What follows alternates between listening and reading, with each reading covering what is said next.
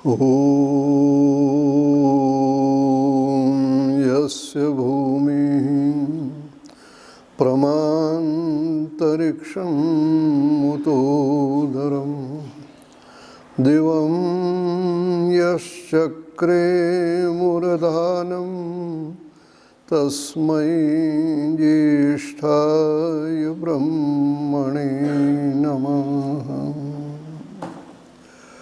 पूज्य स्वामी चित्तेश्वरानंद जी महाराज आर्य जगत के प्रसिद्ध भजनोपदेशक, जिनका अभी हम सुमधुर भजनोपदेश सुन रहे थे, पंडित नरेश दत्त जी आर्य, गुरुकुल पोंधा के सामान्य आचार्य डॉक्टर धनंजय जी, सभा का कुशल संचालन कर रहे हैं माननीय शैलेश मुनि जी, आश्रम के समस्त पदाधिकारीगण, माननीय मंत्री जी प्रेम प्रकाश जी शर्मा, साधक महानुभावों, श्रद्धा के योग्य माताओं बहनों तथा उपस्थित आर्य बंधुओं, बहुत सुंदर विचार अभी हम सब नरेश दत्त जी से सुन रहे थे कि उपासना न करने वाला व्यक्ति आत्महत्या करता है।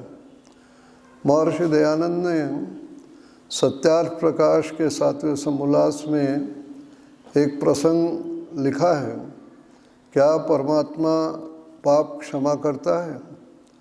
तो ऋषि लिखते हैं कि नहीं, परमात्मा पाप क्षमा नहीं करता है। तो प्रश्न करने वाला इस चीज़ को कहता है कि फिर उसकी हम भक्ति क्यों करें? यानी इस प्रश्न से ये भी आभास होता है कि दुनिया के लोग भगवान की भक्ति इसलिए करते हैं कि भगवान हमारे पाप माफ़ कर दें। यानी आदमी अपने उल्टे सीधे काम करता भी रहे और भगवान की भक्ति की दुकानदारी भी चलती रहे, इसलिए तेरे भी गीत गाते रहेंगे और हम दिन भर जो उल्टे सीधे पाप कर्म भी करते रहेंगे। इसीलिए व्यक्ति जो है पाप को क्षमा करने के लिए है जो भगवान की भक्ति करता है। और आप देखोगे कि ऐसे प्रमाण भी लिख दिए लोगों ने कि 2 बार गंगा गंगा आप शब्द बोल दो, जिस गंगा की चर्चा भी मुनि जी कर रहे थे जिसमें मूर्तियाँ वगैरह पड़ी रहती, 2 बार गंगा गंगा बोल दो, आपके सारे पाप जो है माफ़ हो जाएंगे। और गंगा के पास रहने पर नहीं बल्कि 400 कोस दूर, योजना नाम शतेरिपि लिखा है, गंगा गंगेति यो ब्रूयात योजना नाम शतेरपि मुच्यते सर्व पापेभ्यो विष्णु लोकम स गच्छति।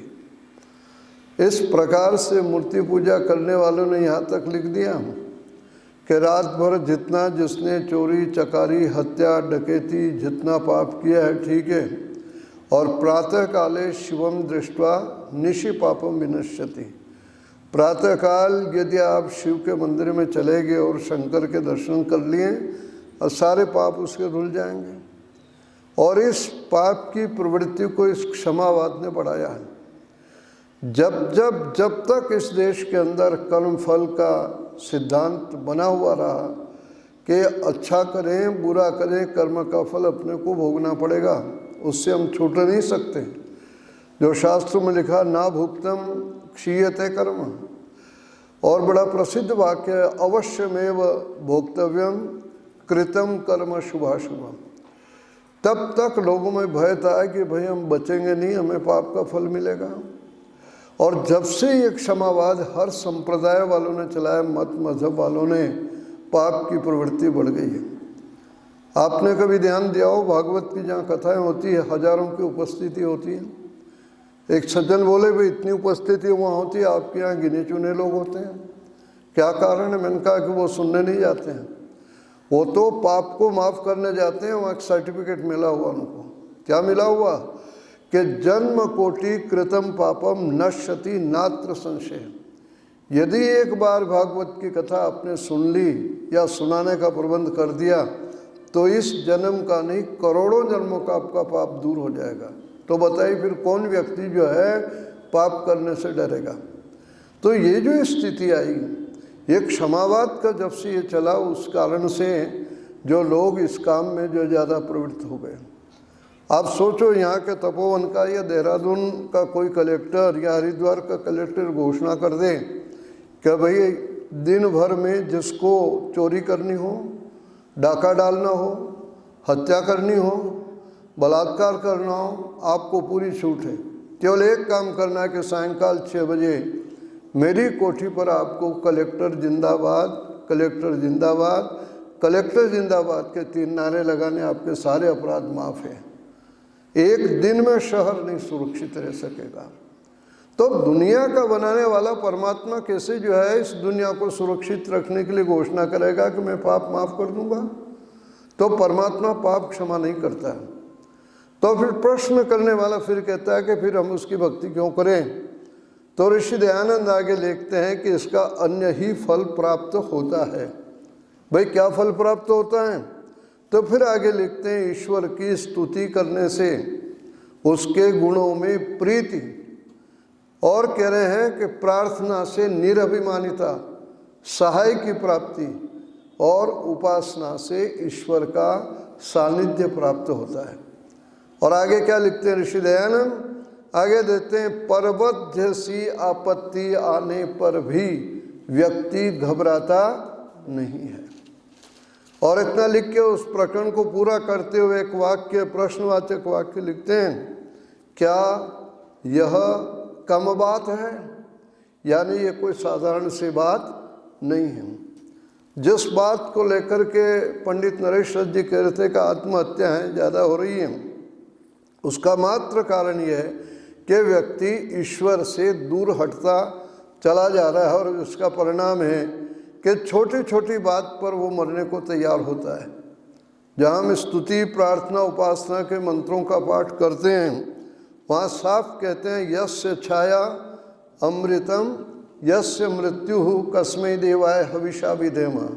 उस परमात्मा की छत्र छाया में यदि हम रह रहे हैं तो अमृत को, अमरता को, मोक्ष की तरफ, पुण्य की तरफ हमारे कदम चल रहे हैं। और यदि यस्य अछाया, यदि उससे हम दूर हट रहे हैं तो मौत की तरफ, पाप की तरफ, बुराई की तरफ हमारे कदम बढ़ रहे हैं।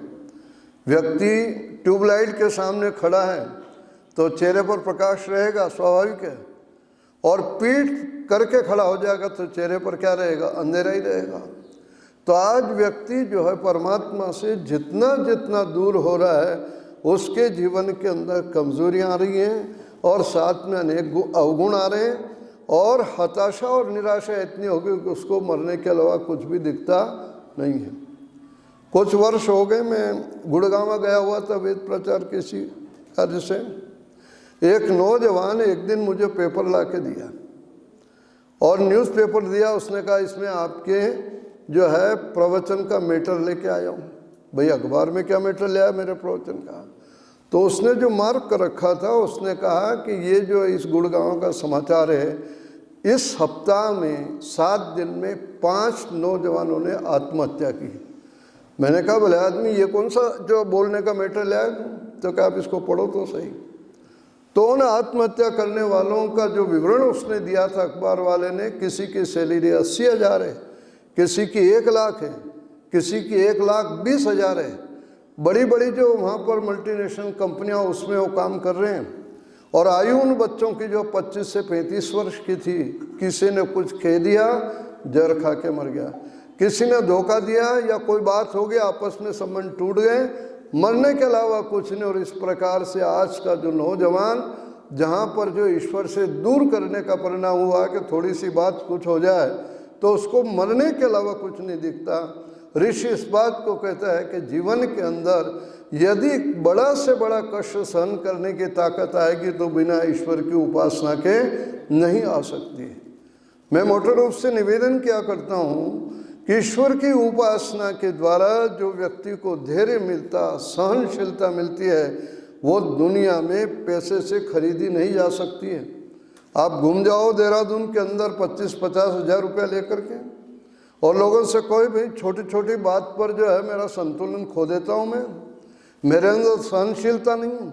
ये 50,000 रुपया ले लो और मुझे सहनशीलता दे दो, तो हजारों रुपया लेकर के भी कोई व्यक्ति सहनशीलता नहीं दे सकता। यदि सहनशीलता आएगी तो ईश्वर की उपासना से आएगी।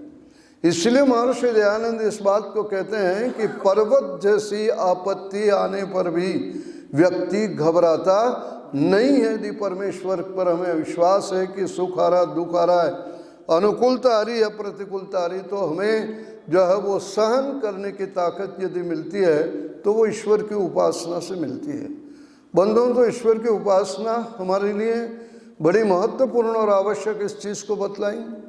महर्षि दयानंद इस चीज़ को कहते हैं कि जो व्यक्ति ईश्वर की उपासना नहीं करता उसके लिए बड़े कड़वे शब्द के वह कृतघ्न और महामूर्ख है। उपकार करने वाले के उपकारों को जो व्यक्ति नहीं मानता, बताइए उससे बड़ा पापी और कौन होगा। इसलिए कृतज्ञता पाप अपने यहाँ पर जो कहा जा रहा है, और जो इस उपकारों को जानते ही नहीं, इसलिए स्वामी जी ने उसके लिए महामूर्ख शब्द का प्रयोग किया है। हमें 10, 20, 100, 50 रुपया देने वाले को तो हम लोग धन्यवाद दे देते हैं, और जो सब कुछ उस परमात्मा ने दिया है उसके लिए हमारे पास समय भी नहीं है। और ऐसा भी नहीं ध्यान देना है कि परमात्मा के गीत गाएंगे तो खुश होगा और नहीं गाएंगे तो नाराज हो जाएगा। ये नाराज होना और खुश होना तो आपका और हमारा स्वभाव है कि हमारी प्रशंसा करता है तो हम खुश हो जाते हैं, हमारा कोई अपमान करता है हम नाराज हो जाते हैं। परमात्मा न तो नाराज होता है, न वो जो है गीत गाने से खुश होता है। इसलिए उसके लिए उपनिषदों में कह दिया है पूर्णमदः पूर्णमिदं पूर्णात् पूर्णोदच्यते। वह परमात्मा तो अपने आप में पूर्ण है। यदि हम उसकी उपासना कर रहे हैं और गुणगान कर रहे हैं तो उसके लिए नहीं कर रहे, हम अपने लिए कर रहे हैं। उस पर कोई एहसान नहीं कर रहे हैं। ध्यान दीजिएगा कि हम परमात्मा पर एहसान कर रहे हैं कि हम थोड़ी देर जो बैठ गए और थोड़ी देर उसका गुणगान कर रहे हैं, ना उसका क्या आप गुणगान करोगे। तो गुणगान से उसको कोई फ़ायदा नहीं होना है, हमारा अपना फ़ायदा है। सर्दी के दिन है और भयंकर सर्दी जो है शुरू होने वाली, और कुछ तो हो गई आपके यहाँ। हमारे यहाँ तो पंखे चल रहे हैं, अभी एसी चालू है, और यहाँ जो सर्दी शुरू होगी। और भयंकर सर्दी में जिसके पास जो है गर्म कपड़ा न हो और आग जला के बैठ जाए, और आग जला के बैठ के जो है ताप रहा, अपनी सर्दी भगा रहा और कह रहा हे अग्नि देवता, मैं तेरे पर बहुत बड़ा मेहरबानी कर रहा हूँ, उपकार कर रहा हूँ कि तेरे पास बैठा हूँ। भाई अग्नि पर क्या उपकार कर रहे हो आप। अग्नि पर, अग्नि के पास जो बैठा है वो अपनी सर्दी भगा रहा है। अग्नि को तो कोई फर्क पड़ेगा नहीं कि आप उस पर बैठो या उसके पास बैठो या न बैठो। तो परमात्मा के पास यदि हम बैठ रहे हैं तो परमात्मा पर कोई मेहरबानी कृपा नहीं कर रहे हैं, बल्कि वहाँ बैठ करके उस समय हम अपने अवगुणों को दूर करने का यत्न कर रहे हैं, जीवन में गुणों को धारण कर सकें। इसलिए जो है परमेश्वर का हम गुणगान करते हैं, उसकी उपासना करते हैं। महर्षि दयानंद ने हम सब के लिए सामान्य रूप से इस चीज़ को भी ऋषि ने ध्यान दिलाया कि कम से कम घड़ी भर ध्यान अवश्य किया करें। घड़ी भर लिखा ऋषि ने। ये संध्या के जो मंत्र हम बोल जाते हैं फ्रंट एंड मेल की तरह 10-12 मिनट में संध्या नहीं हो गई। ऋषि इस चीज़ को कह रहे हैं कि घड़ी भर हम भगवान का ध्यान क्या करें, यानी सारी चीज़ों को बुला करके हम भगवान का ध्यान करें। घड़ी भर के बारे में जब मैं पढ़ता रहा और जब बहुत सोचा, उसके बाद समझ में आया कि घड़ी जो है, घटी जो ज्योतिष के अंदर 24 जो है मिनट को क्या कहते हैं, घटी कहते हैं, और 48 मिनट का मुहूर्त होता है, 24 घंटे का जो अहोरात्र होता है। अब स्वामी जी ने 24 मिनट जो है प्रत्येक गृहस्थ के लिए क्यों आवश्यक और अनिवार्य लिखे।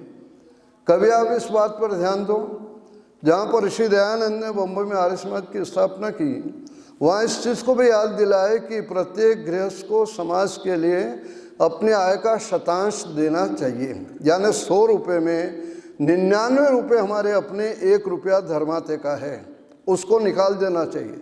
हमारी जितनी आमदनी है, जितनी इनकम है, जिसको हम जानते और हमारे अलावा परमात्मा जानता, दूसरा नहीं जानता है, तो ऋषि इस बात को कह रहे हैं कि भाई 100 रुपये में 1 रुपये के हाथ मत लगाओ, वो भगवान का है, धर्म का है, परोपकार का है। 99 रुपये आप खा पी लो जितना आपको करना है। गवर्नमेंट के टैक्स की कोई चोरी करेगा तो वहाँ सफल हो जाता है, लोग 2-2 डबल फाइलें बना लेंगे, रजिस्टर बना लेंगे। लेकिन परमात्मा के टैक्स की जो चोरी करता है वो कभी जो है परमात्मा उसको माफ़ नहीं करता है। जो उस 1 रुपये को जो है बचाने का यत्न करता है या खाता है, परमात्मा ऐसे कोड़े मार मार के वसूल करता है कि निशान भी नहीं हो पाते हैं उसके। या तो वो पैसा उसका शराब में जाता है, कोर्ट कचहरी में जाता है, या बीमारी में जाता है, या बच्चे हाथ से निकल जाते हैं।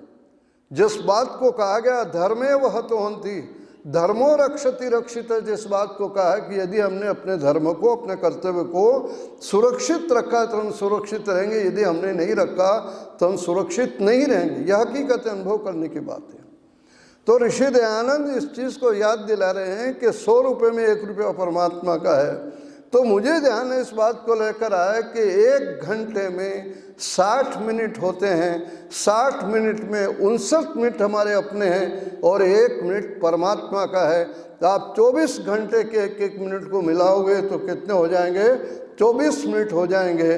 तो ऋषि इस बात को याद दिला रहे कि भले आदमियों 24 घंटे में कम से कम 24 मिनट परमात्मा का ध्यान किया करो, ताकि परमात्मा के उपकारों को स्मरण करते हुए इस अंतःकरण को हम पवित्र करेंगे, जिसके के द्वारा हमारा मन ठीक रहेगा, हमारी बुद्धि ठीक रहेगी और हम अच्छे काम में लगे रहेंगे। और जो परमात्मा की उपासना नहीं करता, इसीलिए ऋषि लिखते हैं कि वो कृतघ्न और जो है वो महामूर्ख हैं, शब्दों का प्रयोग किया। मनु ने तो लिख दिया वहाँ पर, न तिष्ठति तु यः पूर्वाम नोपास्ते यश्च पश्चिमाम स शूद्रवत बहिष्कार्यो सर्वस्मात् द्विज कर्मणः। जो व्यक्ति सायंकाल और प्रातःकाल ईश्वर की उपासना नहीं करता, ऐसे व्यक्ति के साथ तो खाना पीना उठना बैठना नहीं करना चाहिए। जो भगवान के उपकार को नहीं मानता वो दूसरे के उपकार कब मानेगा? जिन भजन को गा रहे थे, इसलिए हम प्रातःकाल उठ करके परमात्मा को स्मरण करते प्रातरग्निम प्रातरिद्रम के द्वारा। उसके बाद भगवान के बाद उपकार हमारे ऊपर होता है तो माता पिता और गुरुजनों को आता है, इसलिए इनके पैर छू करके प्रणाम करके इनका आशीर्वाद लेते हैं कि हम आपके उपकारों को भी मानते हैं। ये परंपरा अपने यहाँ पर रही है। तो ऋषि दयानंद इस चीज़ को याद दिलाते हैं कि भगवान के गुणों को स्मरण करना और गुणों को स्मरण करने के साथ साथ उन गुणों को जीवन में धारण करना। इस चीज़ को ध्यान दीजिएगा। धीमहि शब्द का अर्थ जो है भाष्यकारों ने ध्यायमः किया, अनेक भाष्यकारों ने ध्यान करें, लेकिन ऋषि की बड़ी कृपा वहाँ लिखते हैं कि धीमहि धरेमहि दधीमहि धारण करें, भगवान के गुणों को जीवन में धारण करें। उपासना का लाभ तब होगा, भगवान के गुणों का गुणगान तब करना सफल हमारा होगा कि उन गुणों को जीवन में हम धारण करें।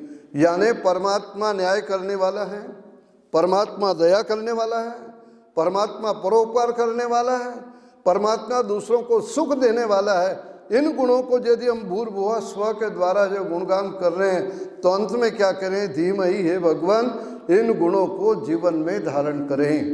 ऋषि इस बात को याद दिलाते हैं कि गुड़ गुड़ कहने से कभी किसी का मुंह मीठा नहीं होता है। जब तक आप गुड़ नहीं खाओगे तब तक मीठा कैसे होगा मुंह? इसलिए वहाँ कड़वा शब्द लिखा है कि जो भगवान के ऐसे गुणगान करते हैं और जीवन में उनको नहीं उतारते, वहाँ तो लिखते हैं ऋषि भांड के समान। चापलूस लोग होते हैं, उसके लिए भांड के समान वहाँ लिखा है। तो हम कितना ही मीठा मीठा करते रहे लेकिन नहीं खाएंगे तब तक मीठा मुँह नहीं होगा। तो उपासना हम इसलिए कर रहे हैं, ध्यान दीजिएगा, उसका गुणगान इसलिए कर रहे हैं कि उन गुणों को स्मरण करते हुए उन गुणों को जीवन में धारण करें, जिससे हमारा जो है जीवन भी शुद्ध और पवित्र हो जाए, हमारे जीवन में निर्मलता आ जाए। और निर्मलता आ जाए कि तो हम परमात्मा के पास बैठने के लायक होंगे, उसको प्राप्त कर सकेंगे। इसलिए वेद में कहा इंद्रस्य युज्य सखा, उस को सखा बनाओ, उसके साथ जुड़ो। वो कैसे होगा है कि मेरा जो सखा है पवित्रतम है और हमारे शरीर के अंदर अपवित्रता बनी पड़ी है तो वहाँ मित्रता नहीं हो सकती। इस चीज़ को ध्यान दीजिएगा। परमात्मा से पवित्रतम संसार के अंदर कोई है नहीं, इसलिए यदि साध्य पवित्रतम है तो साधन भी पवित्र होना चाहिए। अपवित्र साधन से पवित्रतम साध्य प्राप्त नहीं किया जा सकता। इसीलिए ऋषि दयानंद ने संध्या के मंत्रों में जो है अंग स्पर्श मार्जन और वहाँ पर जो आत्मन मंत्र इसीलिए लिखे हैं कि हम अपने अंतःकरण को पवित्र कर लें, अपने मन को पवित्र कर लें। यदि मन पवित्र नहीं होगा तो परमात्मा को हम प्राप्त नहीं कर सकते। ऋषि में इस चीज़ को याद दिलाते हमेशा इस बात को कि परमात्मा सर्वथा सर्वदा सर्वत्र उपलब्ध है। हर जगह परमात्मा है, ध्यान दीजिएगा। परमात्मा सर्वथा सर्वदा सर्वत्र उपलब्ध है। लेकिन आगे क्या कहते हैं, किंतु निर्दोष अंतःकरण में प्रकाशित होता है। जिसका अंतःकरण में कूड़ा और करकट भरा पड़ा है, वहाँ परमात्मा की सत्ता का अनुभव नहीं होता है। जिसने अपने अंतःकरण को पवित्र कर लिया, वो परमात्मा की सत्ता का अनुभव होगा। और अंतःकरण की पवित्रता के साधन जो है, ये जहाँ पर योग दर्शन ने यम और नियम बतलाए हैं, वहाँ पर महर्षि ने आचमन, अंग स्पर्श और मार्जन मंत्रों के द्वारा जो है वो इस चीज़ को बता दिया कि भगवान हमारा अंतःकरण पवित्र हो। अंतःकरण पवित्र होगा तो हम परमात्मा की सत्ता का अनुभव कर सकेंगे। शीशे पर मिट्टी पड़ी हो, धूल पड़ी हो, और व्यक्ति अपना चेहरा कितना उसका सुंदर और देखने का यत्न करे तो चेहरा उसका दिखता नहीं है। अपने चेहरे को देखने के लिए उसे धूल और मिट्टी को समाप्त करना पड़ेगा, तब जाकर के अपना जो है वह जो है स्वरूप को देख सकेगा। तभी वो स्थिति कही कि तदा द्रष्टु स्वरूप अवस्थानम, वो अपने स्वरूप को अपने में स्थित हो सकेगा।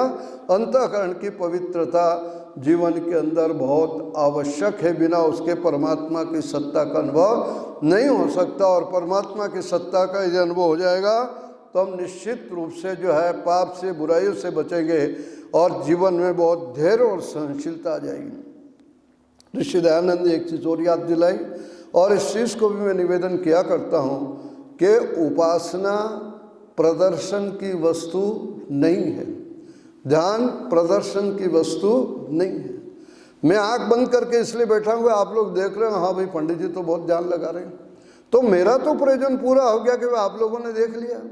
मैं ध्यान के लिए ध्यान नहीं कर रहा हूँ, बल्कि दिखाने के लिए ध्यान कर रहा हूँ। जो लोग दिखाने के लिए भक्ति करते हैं, परमात्मा उसको प्राप्त नहीं होता है। जुरत में कहा है कि जो ऐसे दिखाने के लिए करते हैं, वहाँ कई कारण गिने किनको परमात्मा नहीं प्राप्त होता। उसमें एक ही भी कारण इसने दिया, उक्त सासस चरंती, जो लोग दिखाने के लिए भगवान की भक्ति करते हैं उनको परमात्मा नहीं प्राप्त होता है। इसलिए संध्या संध्या के लिए किया करें। संध्या हम ईश्वर की उपासना के लिए क्या करें। कोई देख रहा या नहीं देख रहा, उससे कोई लेना देना नहीं है। और ये हमारे लिए आवश्यक और अनिवार्य कर्म है। इसको अपने को अंतःकरण को शुद्ध के लिए भगवान का गुणगान करना चाहिए। ये बात अलग है कि यदि कभी बीमार हैं, शरीर से रोगी हैं, बुखार आ रहा है और स्नान नहीं कर पा रहे हैं, तो क्या संध्या से भी छुट्टी कर लें? ऋषि इस चीज़ को याद दिलाते कि ये भी नहीं है। ये यानी सारी के सारी शारीरिक धर्म और आत्मिक धर्म को भी समझना चाहिए। स्वामी श्रद्धानंद और पंडित लेखराम के जीवन की जो घटना थी, वो एक जगह जा रहे थे, प्रातःकाल उतरे और सवेरे उनको जो है 3-4 मील दूर गांव में जाना था, जहां प्रचार के लिए। दोनों हम साथी थे, बराबर के आयु थे। और उस समय स्वामी जी ने संन्यास ने लिया था, मुंशीराम के नाम से जाने जाते हैं। पंजाब सभा के प्रधान थे, एक पंजाब सभा का प्रधान, एक पंजाब सभा का उपदेशक, और ये दोनों जा रहे हैं पंजाब के उस क्षेत्र के बाद से जो पाकिस्तान में चला गया। जब सवेरा होने लगा, माने प्रातःकाल का समय होने लगा, तो वहाँ पर लेखराम रास्ते से हटे, खेत में उन्होंने अपनी चद्दर बिछाई और चद्दर बिछा के कहते हैं प्रधान जी से, मुंशीराम जी से, प्रधान जी आओ संध्या कर लें। मुंशीराम आधुनिक ढंग के पढ़े हुए वकील थे। उन्होंने कहा पंडित जी कमाल करते हो, अभी शौच नहीं गए, ब्रश नहीं किया है, स्नान नहीं किया है, और आप कह रहे कि संध्या कर लो। पंडित देख रहा हूँ उस समय बड़े गंभीर हुए और उन्होंने कहा कि प्रधान जी इस गांव में जा रहे हैं, वहाँ पानी मिलेगा तो स्नान कर लेंगे, पानी नहीं मिलेगा तो स्नान नहीं करेंगे। और आगे क्या कहते हैं, स्नान करना शरीर का धर्म है और संध्या करना आत्मा का धर्म है। आत्मा के धर्म में शारीरिक धर्म बाधक बनना नहीं चाहिए। तो संध्या से छुट्टी नहीं हो सकती, ध्यान दीजिएगा, स्नान से छुट्टी हो सकती है। कभी बीमार रहे, स्नान का अवसर नहीं मिला, यात्रा में रहे हैं, तो भाई आज स्नान नहीं हुआ, चलो आज संध्या से भी छुट्टी कर ले। नहीं, उपासना से कभी छुट्टी नहीं होती है। और जिस दिन के भावना हमारे में आ जाएगी ईश्वर उपासना की, और इस चीज़ को आ जाएगा कि मैं देखूं या नहीं देखूं, परमात्मा मुझे हमेशा देख रहा है। मैं जो करता हूँ उसको भी जानता है, मैं जो बोलता हूँ उसको भी जानता है, और मैं मन में अच्छा बुरा सोचता हूँ उसको भी वो जानता है, और वो मुझे छोड़ेगा नहीं यदि मन से भी बुरा करूँगा तो। इसलिए मनुस्मृति में शारीरिक पाप गिनाए, वाचिक पाप गिनाए और मानसिक पाप भी गिनाए। ध्यान दीजिएगा, मन से भी कोई व्यक्ति पाप करता है तो परमात्मा उसको छोड़ता नहीं। और ये भाव जिस दिन आ जाएगा, हमारा मन ठीक हो जाएगा, वाणी ठीक हो जाएगी, जीवन ठीक हो जाएगा, और इस जीवन के अंदर हम परमात्मा तक पहुंचने में सफल हो सकेंगे। तो आइए, जिस बात को नरेश जी ने शुरू किया था आत्महत्या को लेकर, यदि हम जीवन में अपने आप को सुरक्षित रखना चाहते हैं तो ईश्वर की उपासना करें। पर्वत जैसी आपत्ति आने पर भी व्यक्ति घबराता नहीं है। ऋषि दयानंद के अमृत वाक्यों को हम सदा स्मरण रखें ताकि जीवन में धैर्य और सहनशीलता में प्राप्त हो सके। आप सब ने मेरी बात को धैर्य और शांति सुना। मंत्री जी ने, माननीय प्रेम प्रकाश जी शर्मा ने ये अवसर दिया आपके बीच आने का।